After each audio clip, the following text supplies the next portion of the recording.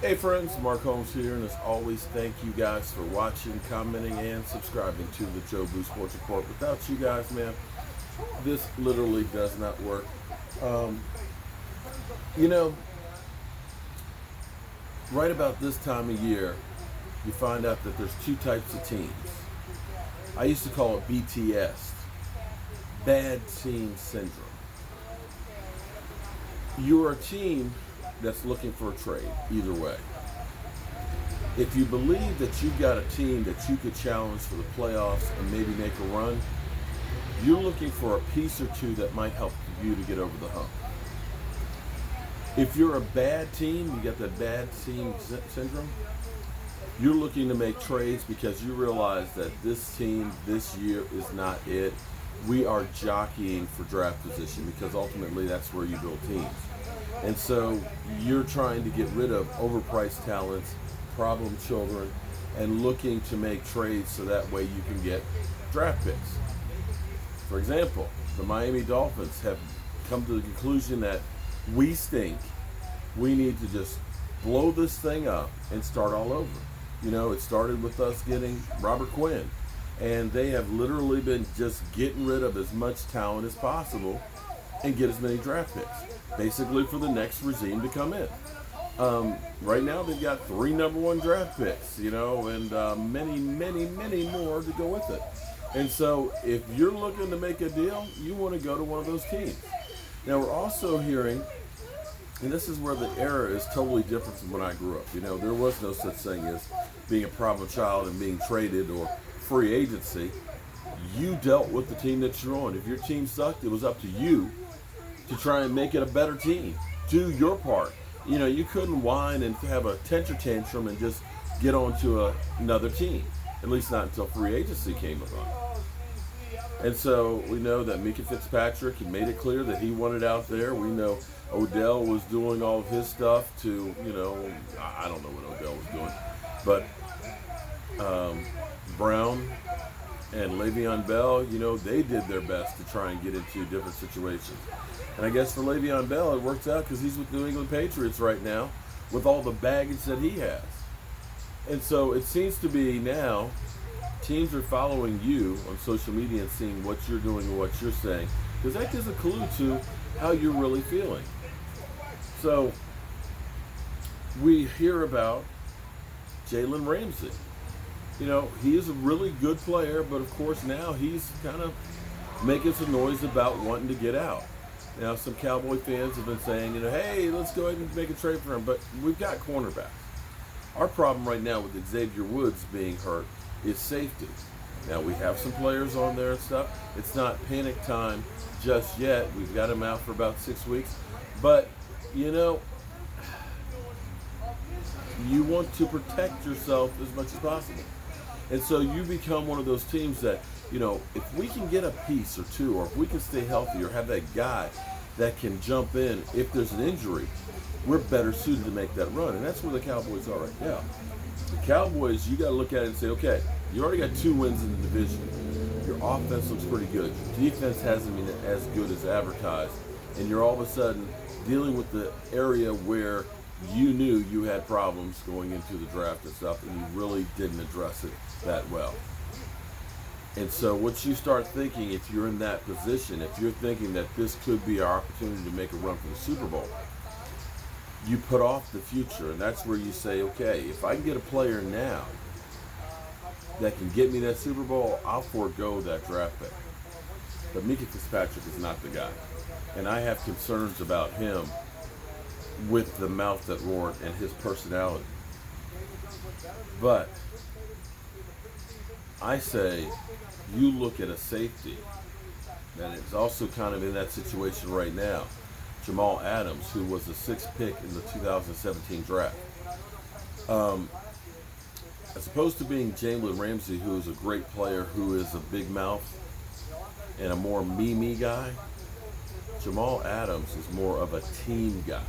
He has been the heart and soul of that team. And, you know, now he's in that situation where he's getting caught up in this whole thing that supposedly he stopped following the team on Instagram and stuff. And so the team is questioning, hey, what's going on? Because he got benched last night. let's face it, the Jets are one of those teams that it sucks.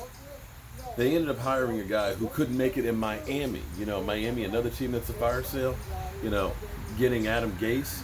Gase didn't bust a grape in Miami. Why in the world the Jets thought that this guy, he's the answer to our problems, and then don't have a GM and kind of make him the de facto GM? What do they expect to happen? Do you expect him all of a sudden to become a great GM and a great coach with a team that has no talent? No.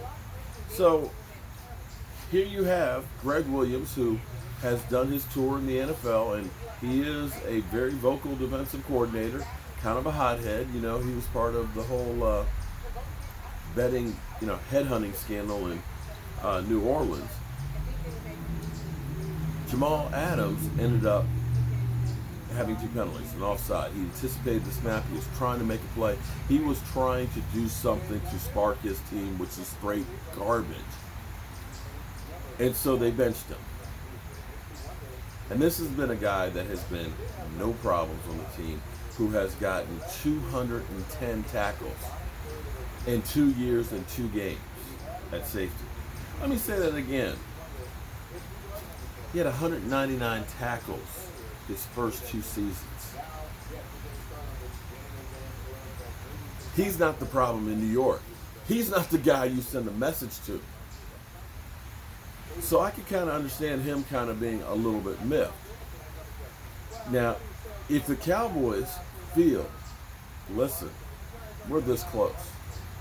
If we can win a couple extra games during the season and get that home field advantage, and we can finally get AT&T rocking, and I mean rocking, where we actually have a freaking home field advantage, and I put that on you fans. I put that on you. And now that we're getting all the bandwagon fans that are now, oh yeah, how about my Cowboys that were trashing the team this time last year? Yeah, you know who you guys are. I don't have time for fake fans. And we got a lot of those right now. But we need to get AT&T rocking because we want that home field advantage. We want the opportunity to make that run for the Super Bowl. And guys, if you don't know anything about football, let me explain something to you. Right now, this is as close and the best team that the Dallas Cowboys have had in a long time. And they're young and they're hungry. And I look at the parallels of this team versus the team of the 90s. We've got our triplets. Dak Prescott, whether or not you believe in him or beginning to believe in him or not, I told you we had the quarterback. Amari Cooper, that trade was well worth it. He was showing that he wasn't just an 8-game wonder for us last year. You got the running back in Zeke Elliott, best running back in football. Now the defense, you've got pieces. We're going to get Robert Quinn. Hopefully that helps out on the defensive line a bit. We're nicked up a little bit with Antoine Woods being hurt. And our linebackers haven't come out on fire quite the way they did last year. But it's still early.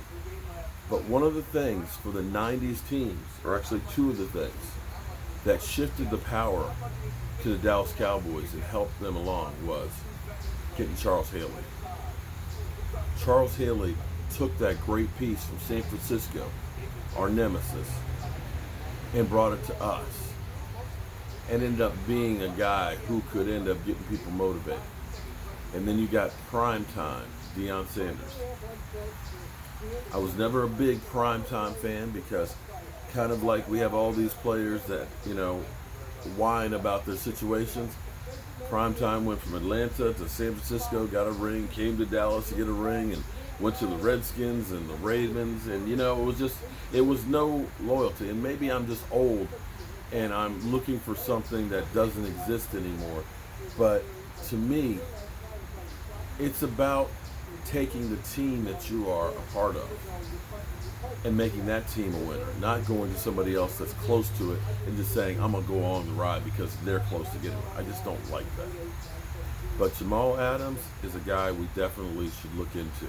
I believe in college he had 5 forced fumbles, 4 fumble recoveries.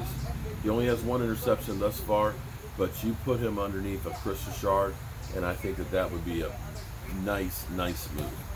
And unlike some of the other people who have been out there on social media throwing the team under the bus.